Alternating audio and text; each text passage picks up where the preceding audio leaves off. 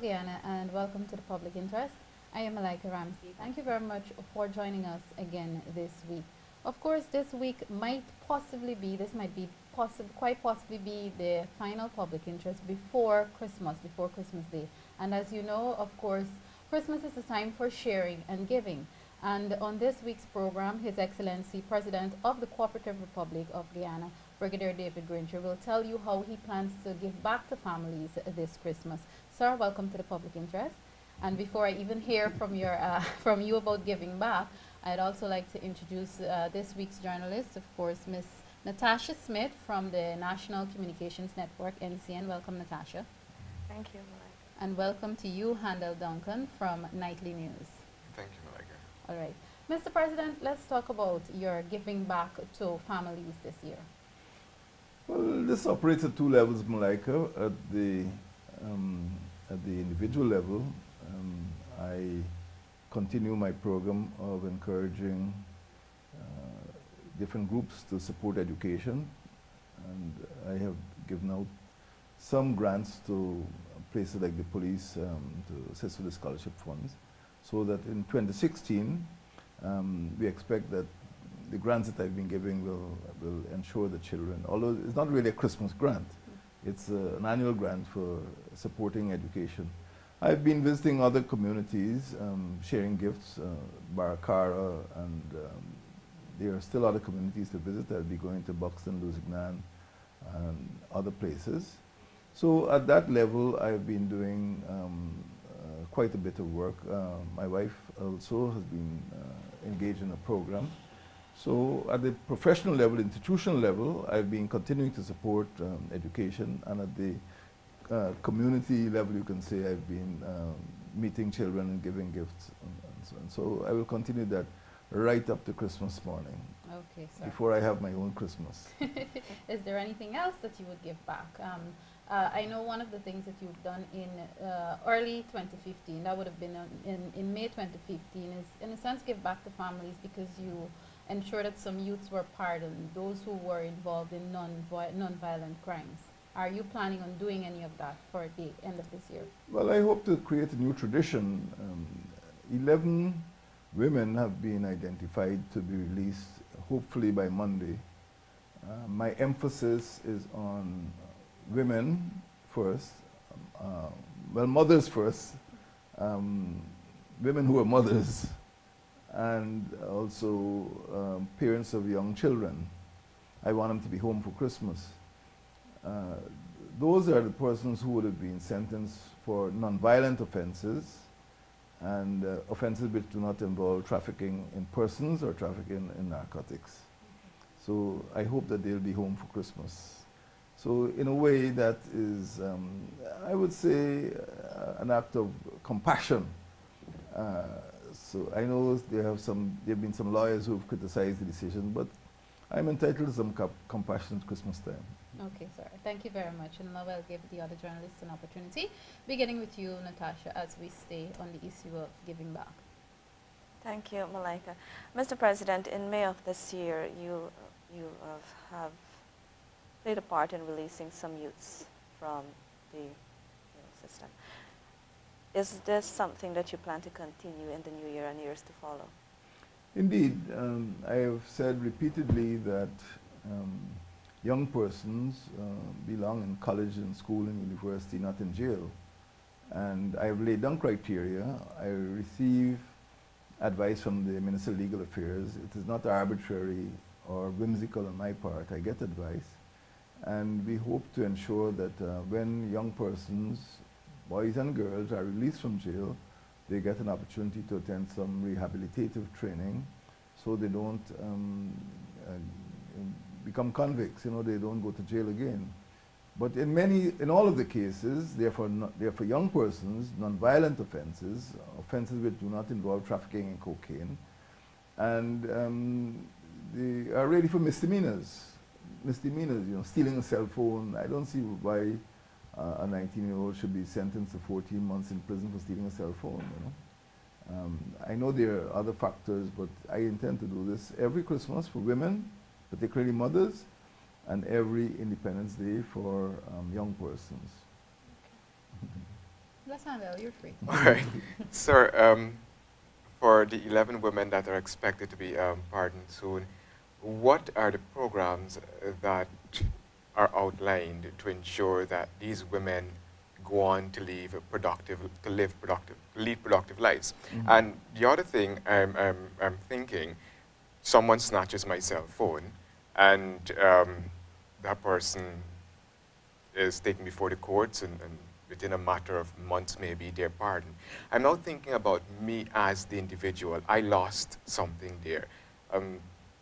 What happens to me? I worked hard for my property, and it's gone, and this person now is back out in the streets. Well, in the first instance, I don't believe somebody should be damned forever for stealing a cell phone. You know, there's a trail that would stay with that person when he goes to apply for a job. How much time did you serve, and so on. You know, I do believe in forgiveness. I do believe that some young people might have made a mistake out of greed, out of poor upbringing, or for some other reason.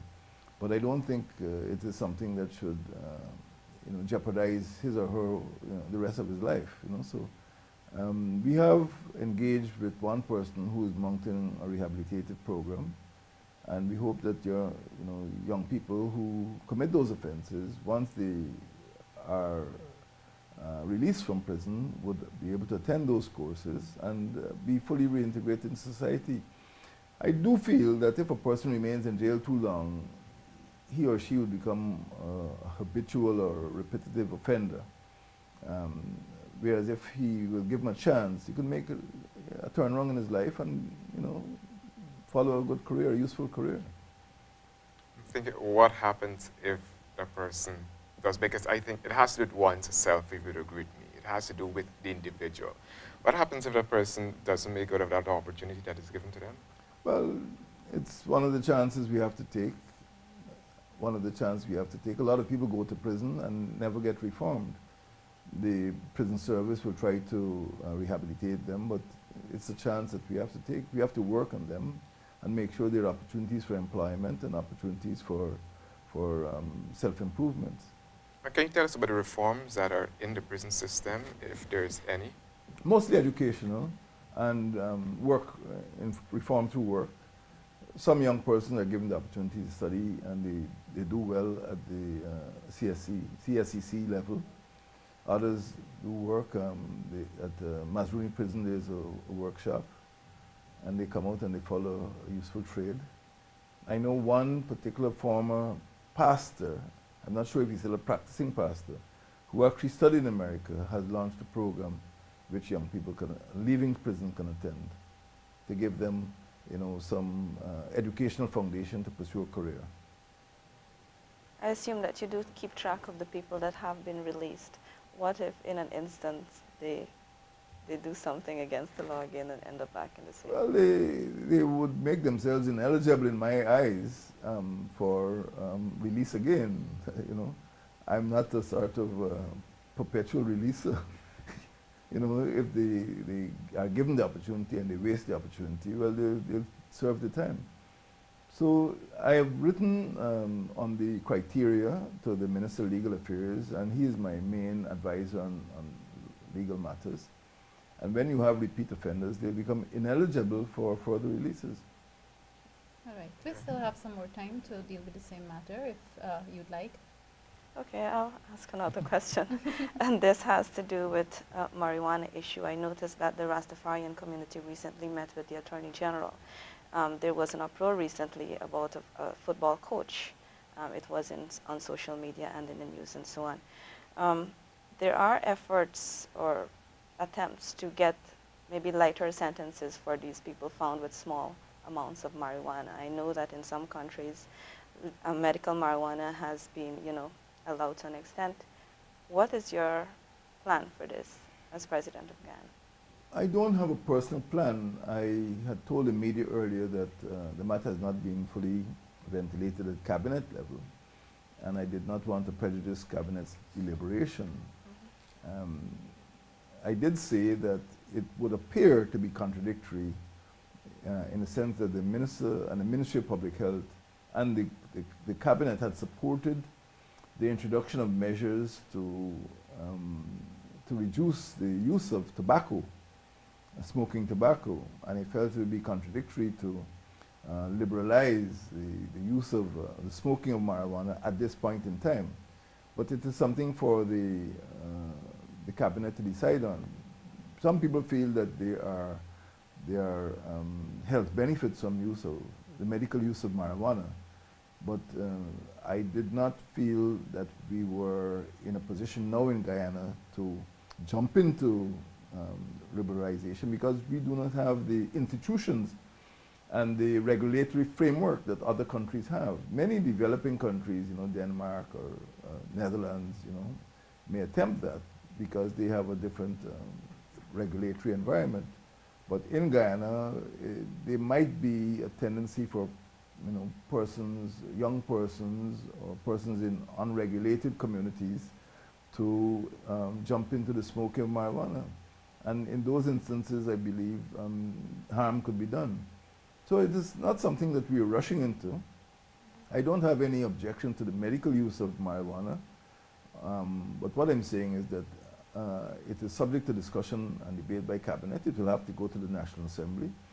And we do not have the regulatory framework to prevent very young persons who should not be smoking anything at all to start smoking marijuana.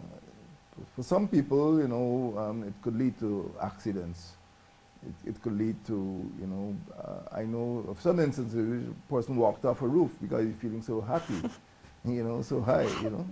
And we've had an instance of traffic accidents being caused by persons who were high on substances other than alcohol. So we have to be careful, you know. It's not a cure for all, you know. Smoking marijuana is not a cure for all. And I certainly don't want to see underage children smoking.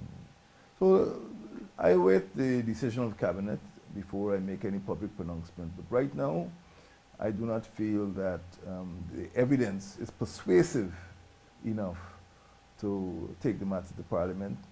I may be advised otherwise by cabinet. Handel. All right. If I can take you, sir, to taxes.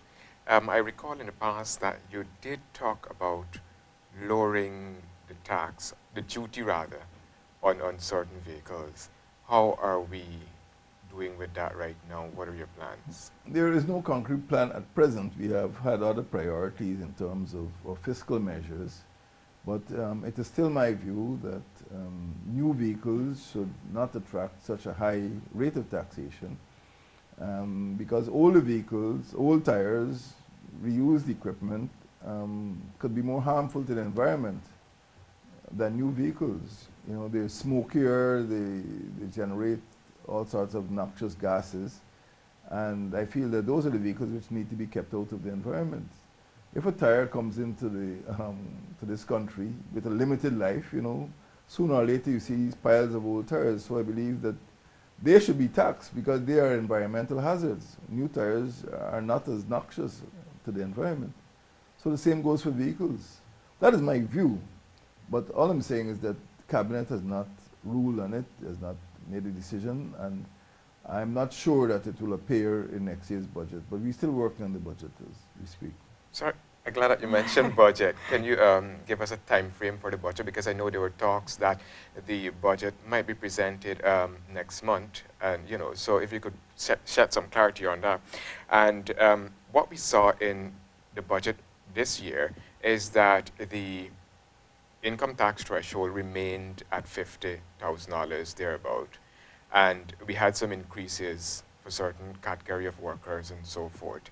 Now, in some cases, persons who were earning less got a little over the income tax threshold. Mm-hmm. So that meant that monies were now being taken out of their salaries.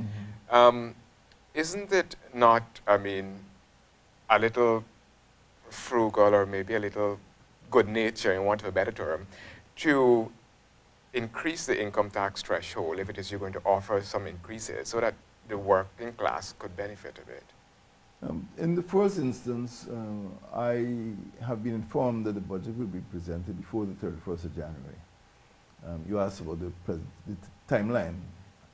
In the second instance, we would like to give workers bigger take-home pay. And I cannot say at this point in time whether there are any fiscal measures in the 2016 budget. But two budgets are going to be presented next year. One is the 2016 budget, and the 2017 budget will be presented before the end of 2016. So if we do not catch it in the first budget, we'll catch it in the second budget. But generally, there has been a sort of, I would say, a sympathetic view towards raising the threshold so that working people can take home more pay. So that is likely to happen during 2016. Mr. President, pertaining to the 2016 budget, what are some of the highlights that you would like to see happen? The main areas are allocation of in education. That is top priority. Education now has been taking about $32 million.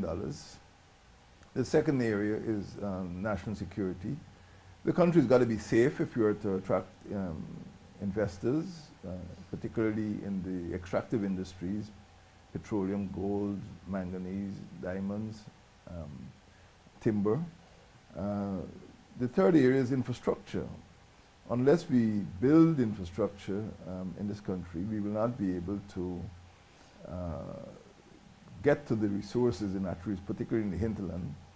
We will not be able to police the hinterland effectively, and we will not be able to reduce the cost of extracting those very minerals and other commodities I spoke about. So those are the main areas. As you know, we have a focus on social issues, social protection, and that will continue to be one of our major concerns. But I would say that we've got to make the country safe. We've got to get more children in school and also at university level, and we've got to build our infrastructure. As far as social cohesion is concerned, it will be, next year will be our anniversary of independence, and I would like to see a greater degree of national unity. We were born in as a broken nation. The country is very badly divided 49 years ago. And for me, next year will be a year of healing. And we have to pay attention to social cohesion next year as well. So those are my priorities. Sir, going forward for next year, is there a hallmark project that the government is looking forward to? Is there something in the pipeline, a significant project again that you're aiming to get going for next year? There will not be, infrastructure by its very nature is not an overnight enterprise. And I would say if you're looking for something overnight, I hope that that miracle occurs on the night of 25th of May 2016, when Guyanese can accept the concept of national unity and social cohesion. But in terms of major infrastructure projects, I would say that these will take much longer to materialize. We're looking for something like the Demerara Harbor Bridge, which people don't get into accidents, which accommodates traffic, both ways during rush hour. And we're looking to a highway between Linden and Lethem. So those are the major infrastructure projects that we are working on, and we expect them to come to fruition before 2020. Sir, can you talk to us a bit about the co-op societies and your view on those? Well, the co-op societies are very important, particularly in rural areas and in certain types of enterprises. We feel that over the years, Guyana, declared itself a cooperative republic 45 years ago. But many of the cooperatives have not succeeded, and we will continue to work with co-op societies. It is largely a voluntary association of citizens. It's not something we can legislate. We can't force people to enter into consensual or cooperative relationships. And it's an economic enterprise. And maybe sometimes people entered with more enthusiasm than experience or education. But we will continue to nurture the cooperative movement and ensure that there is a higher degree of integrity and competence in managing the affairs. But all is not lost. I haven't given up on cooperatives. There can be cooperatives in housing, cooperatives in retailing, and cooperatives in production. And we will continue to work with the cooperative movement. I do believe that, particularly in rural areas, and the plan that we have for micro-enterprise development, there is room for cooperatives. Natasha? Okay. Operation Dragnet has seen some success. Do you plan to continue a similar operation, maybe even after the Christmas season? Yes, definitely. It is designed to end on the 1st of June after the celebrations, the independence celebrations. So it is a long-lasting exercise from 1st of December to 1st of June. And you're right, there have been successes. I did congratulate the police. The rates, the serious crime rates are still high. As I speak, I think there have been only 3 murders more than a similar period last year. So it is not as though there is a massive increase in crime. We would like to reduce the number of armed robberies. And as you know, the Minister of Public Security introduced an amnesty. Some weapons were brought in during that amnesty. We are extending our control over border areas. There are now mounted police in Region 9, Rupununi. Troops the number of troops on the border areas will be increased over this period, over the period of Operation Dragnet. And there are a lot more patrols taking place.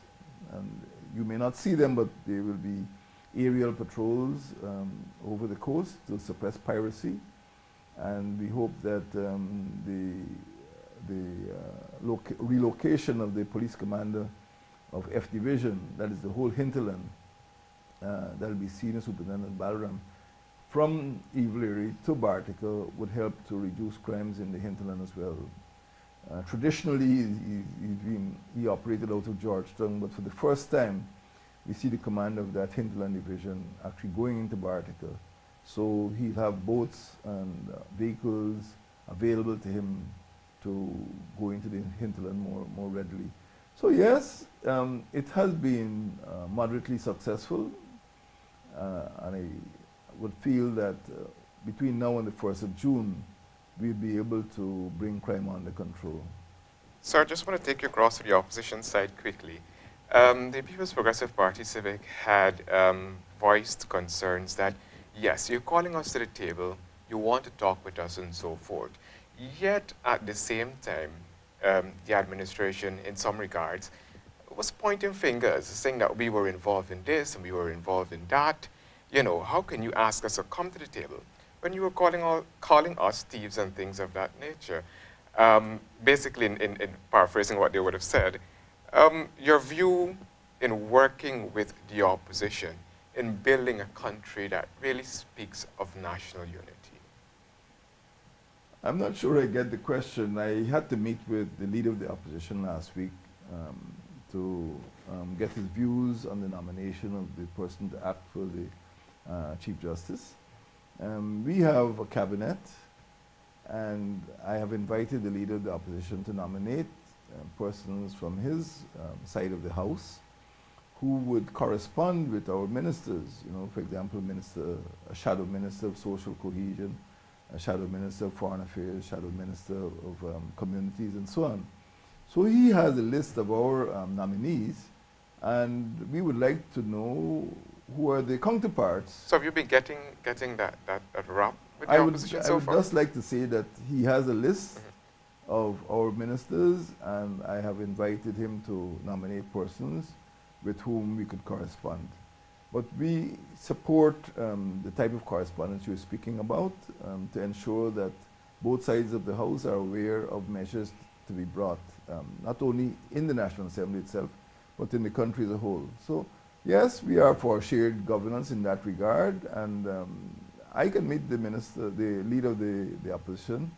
Anytime he wants to meet me, I will meet him. But are you satisfied with how relations are going? Based on all that you've said, you're satisfied with how relations are going between the opposition and the government? You're satisfied? I am satisfied that Mr. Jagdeo is aware of what measures need to be taken to improve relations. I am available to Mr. Jagdeo at any time, any place, to meet on matters of national interest.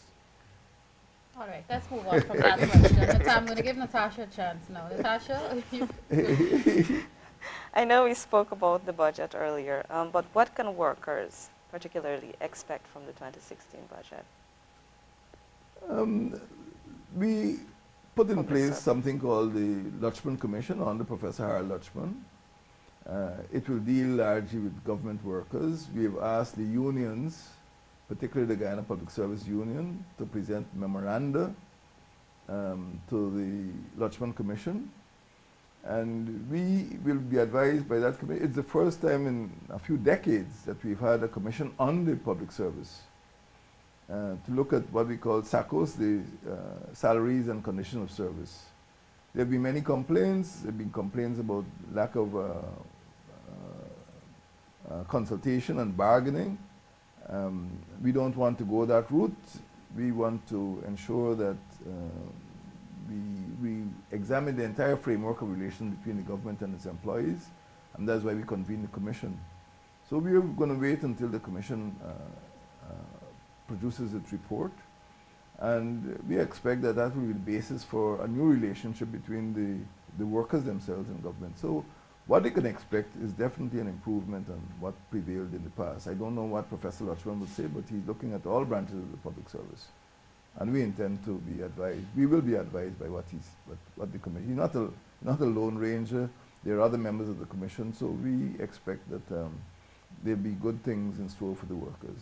Right. We have limited time left. Please choose your questions wisely. Just a little diversion from Natasha's topic she raised. Mr. President, can you shed some light on the State Assets Recovery Unit, some of the findings and so forth? And can you just remind us again of the powers that the unit hold, if any? Well, we entered office in May, as you know, and we were we were not the beneficiaries of what I would call a normal handover. I think this is something that we need to put in place in future years, that there must be some form of transition in which every outgoing minister would meet the incoming minister and explain how not only how the ministries function, but what assets those ministries possessed. That didn't happen, you say? Not to our satisfaction. It happened at the level of the Minister of State, but there were other areas in which the ministers were not able to get a full brief from the outgoing ministers. As far as the assets were concerned, again, I do not get the impression that there was a very careful inventorizing of all of the state resources, and that is one of the reasons why we've had to go from place to place trying to identify what vehicles were owned, what properties were owned. For example, there's no schedule of properties, so that when some ministries have been amalgamated, some ministries have had to get new buildings, new properties. For example, the Customs House in Main Street was more or less abandoned, and I think people had contemplated selling it. Well, in fact, it is going to be the head office of the State Statistical Bureau. So things like that may help to make the transition a bit bumpy. So as far as state assets recovery is concerned, we are not in a witch hunt. We want to make sure that the state assets are in good hands, and if there is any malfeasance, if there's any misdemeanor, if there's any corruption, we will try to identify it. But we're not hunting down people. We just want the state to run in a more orderly manner, and we are sure that the situation that we found on 26th of May or 16th of May when I sworn in won't be repeated. Sir, No follow-up, Handel. I'm sorry. The final question has to come from Natasha because we're almost out of time. Natasha. Okay. Handel is the master of the follow-up. Okay, my final question. You earlier mentioned the Linden-Latham Highway. I know that this has been in negotiations for a number of years. About 32. And you seem optimistic, in my opinion, that it will happen very soon. How are negotiations Not going very soon. Not very soon. Okay. We are working to make it happen. Of course, it's very expensive, but the entire Region 9, which is our largest region, bigger than Costa Rica, as you know, has not a single highway. If we are to develop the country, if we are to develop that region, we need that highway. So it's not optional, it's obligatory as far as I'm concerned. I see it happening within the next 4 years. Thank you very But much. we are in negotiation. Thank you very much, sir. His Excellency, President of the Cooperative Republic of Guyana, Brigadier David Granger.